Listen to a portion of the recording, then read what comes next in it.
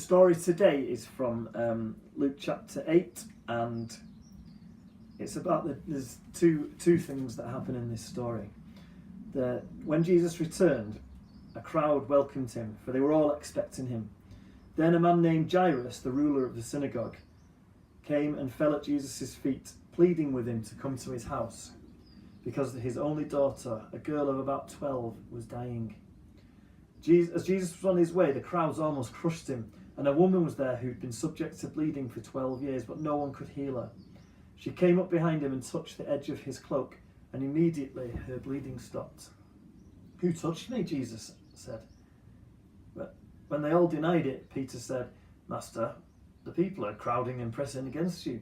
But Jesus said, "Someone touched me. I know that power had gone out from me."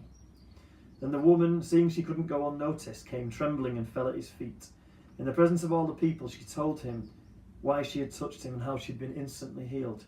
Then he said to her, "Daughter, your faith has healed you. Go in peace." When Jesus was still speaking, someone came from the house of Jairus, the synagogue ruler. "Your daughter is dead," he said.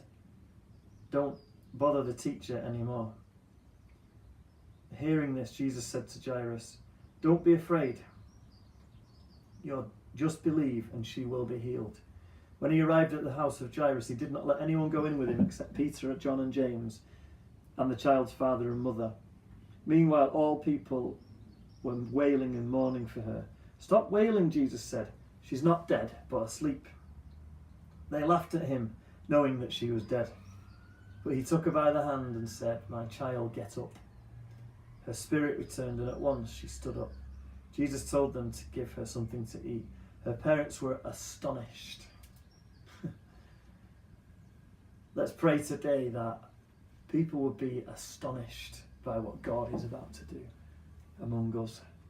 Let's pray that we would have the bold faith that we could speak the words of Jesus, and the dead will rise and people will be healed and transformed. Let's pray that together now. Lord, I have heard of your fame. I stand in awe of your deeds, O Lord. Renew them in our day. In our time, make them known. In wrath, remember mercy.